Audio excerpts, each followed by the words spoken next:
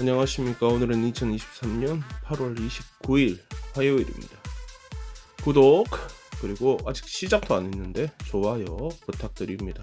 공유도 부탁드리고요. S&P에서 주택담보대출 모기지 상환이 한 달 이상 밀린 대출자를 조사해서 지역별로 분류를 하여 보았습니다. 호주에서 가장 많은 연체자가 거주하고 있는 곳은 빅토리아주의 브로드메도우즈, 대출자의 6.85%가 한 달 이상 연체를 하고 있다고 합니다. 그 외 지역들은 대부분 각주의 지방 지역들인데, 눈에 띄는 것은 상대적으로 상황이 좋을 것 같았던 사우스 멜번이 톱10에 포함되어 있다는 것입니다. 표를 보니까 순위로는 5등을 했네요.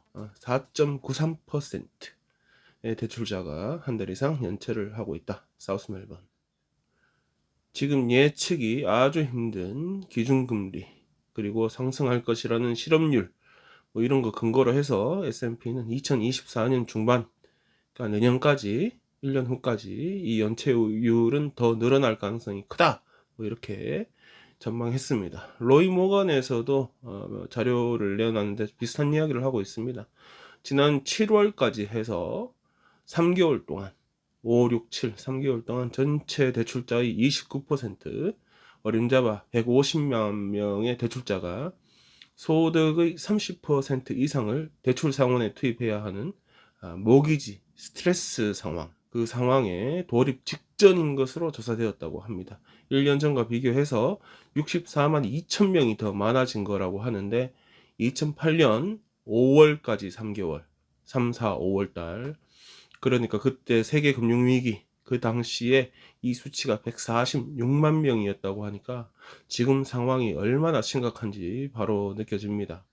로이 모건은 최근 미국 달러에 대한 호주 달러의 약세, 그리고 유가 상승, 에너지 비용 상승 이런 걸로 인해서 인플레이션이 더 심해질 가능성이 있고, 따라서 최근 기준금리를 동결하였던 호주 연방 준비은행이 최소 2회 이상 이자율을 다시 올릴 것이다 이렇게 전망하기도 하였습니다.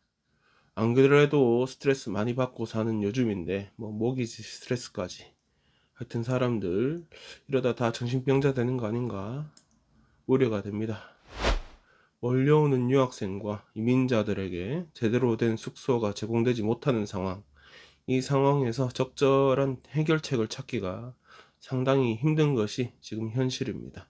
멜번 시티 카운슬은 에어비앤비와 같은 단기 숙소 물량으로 인해 가지고 임대주택이 시장에서 모자라고 있다, 이런 상황이다 이렇게 판단해서 이 같은 단기 숙소를 장기 숙소로 유도하는 방안을 적극 모색하기로 하였습니다. 멜번 시티 카운슬에 주소를 둔 주택 가운데 60%가 임대주택인데, 그 중에서도 숫자를 추려보면 4,100채가 단기 숙소로 이용되고 있는 것으로 파악된다고 합니다. 오늘 멜번 시티 카운슬 의회는 회의를 하고 투표를 진행하여서 단기 숙소 등록제 실시하고 등록비 받고, 또 단기 숙소 이용할 경우 그 이용 일수를 제한한 방안을 통과시킬 예정이라고 합니다. 통과되면 내년 2월부터 실시가 된다고 합니다. 최근 프롭트랙의 보고서에 따르면 멜번 시내 7월 공실률이 1.41%, 작년 7월에 비해서 0.82%가 더 줄어들었다고 합니다. 공실률 1.41이라면 그냥 세입자 빌 일은 없다 이렇게 이해해도 됩니다, 실은. 멜번 시장 셀리 캡은 현재 임대주택 대란 해결할 수 있는 방안으로 이렇게 제안을 했다면서, 등록 비용, 아까 1년간 하는 등록 비용은 350불 정도 그렇게 될 것 같고, 또 단기 숙소로 이용할 수 있는 이용 일수 제한 한 180일 정도 될 것 같다 이렇게 설명을 하였습니다. 뉴사우스 웰즈주 바이런 샤이어 카운슬, 여기도 여행 많이 가는 곳인데, 여기 같은 경우는 60일로 제한할 계획을 하고 있고, 또 퀸슬랜드 브리즈번 시티 카운슬 같은 경우는 단기 숙소에 대해서 세금 인상을 할까 이러고 있다고 합니다. 180일이라고 하니까 거의 6개월인데, 머릿속으로 상상을 해보면 1월부터 6월 말까지는 에어비앤비를 하고 7월부터 12월까지는 6개월 렌트 주고 이런 식으로 하라는 건지, 이게 가능한 일인지 좀 궁금하기도 하고, 그러면 에어비앤비 할 때 그 가구 다 들려놨을 텐데 7월부터는 가구를 다 빼고 또 그거 어디다 보관하니? 아니면 풀리 퍼니시드로 또 임대를 주나? 그럼 더 임대료 더 올라가서 더 고생하는 거 아닌가 싶기도 하고, 하여튼 이게 정답은 아닌 것 같다, 그런 느낌이 많이 듭니다.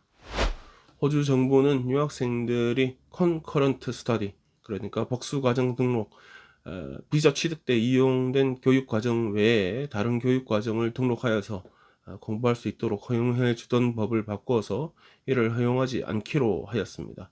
학업에 더 도움이 되는 다른 과정 공부할 수 있도록 허용을 했던 것인데, 최근 보고서에서 이를 악용하여서 교육비가 훨씬 저렴한 학교, 그리고 과정 이런 거 등록해서 비자를 연장한다든가 혹은 취업 비자로 변경한다든가 뭐 아르바이트를 더 한다든가 뭐 이런 식으로 악용을 하고 있다는 것입니다. 실제로 정부가 파악한 바에 따르면 이 복수 과정 등록 숫자가 2019년 초반 6개월 그리고 2022년 초반 6개월, 그러니까 팬데믹 뺀 기간 그 12개월 합친 게 1,500건인데 비해서 올해 2023년도 초반 6개월 동안 17,000건이 되었다고 합니다. 누군가 법에 구멍을 찾아가지고 돈 엄청나게 벌었다, 이렇게 느껴지죠. 예, 복수과정 등록 불허 방침은 바로 실시됩니다. 그러면서 유학생들이 학생비자 신청 당시 증명해야 하는 은행 잔고 증명 그 금액도 17% 올려가지고 24,505불 이 통장에 들어있음을 증명해야 합니다. 요즘 물가가 상당히 오른 만큼 이 정도 잔고는 있어야 입국하자마자 아르바이트 하겠다고 난리치지 않고 호주에 제대로 정착할 수 있을 것이다 라는 판단이랍니다. 요거는 10월 1일부터 실시됩니다. 제가 아까 뉴스도 생각해보고 하면 돈도 돈이지만 너 호주 가서, 특히 멜번 가서 숙소 어떻게 구할 것이냐, 이런 계획서도 내라 그러지 않을까. 2023년 AFL 정규 시즌이 끝났습니다. 그리고 이제 결승 시리즈 시작할 텐데 일정이 발표되었습니다. 정규 시즌에서 8위까지의 클럽이 결승 시리즈에 진출하게 되는데, 상위 4개 팀은 자기들끼리 한 판씩 붙어서 거기서 이기면 바로 4강전으로 올라가고, 진다고 해도 하위 4개 팀 승자와 한 번 더 붙어서 4강에 올라갈 기회를 노릴 수 있게 됩니다. 뭐가 이래 복잡한가 싶을 텐데 게임 숫자 늘려서 돈 더 벌려고 하는 수작이라고 이해하시면 됩니다. 뭐 보는 팬들 입장에서야 즐겁죠. 네, 올해 8강 진출팀은 콜링우드, 브리스번, 포트 아들레이드, 멜번, 칼튼, 세인트 킬다, GWS 시드니 이렇게 됩니다. 빅토리아주 클럽이 4개, 뉴사우스 웨일즈가 2개, 퀸슬랜드와 남호주 클럽들이 각각 하나씩 진출하였습니다. 다음 주부터 시작되는 결승 시리즈 첫 번째 라운드 일정은 목요일날 콜링우드 멜번과 경기가 있고, 다음이 칼튼 시드니 금요일에 있고, 토요일날은 두 경기 세인트 킬라와 GWS 그리고 브리스번과 포트 아들레이드 경기. 요거 브리스번하고 포트 아들레이드 경기는 가바에서 열립니다. 다음 주 목요일 금요일 경기가 저녁 7시 좀 넘어서 다 시작하는데 경기 끝나고 하면 9시 10시쯤 될 텐데, 제가 야간 주행이라서 그날은 병가를 일부러 내고 살릴까 생각 중입니다. 네, 오늘 준비한 소식은 여기까지입니다. 즐거운 하루 되십시오.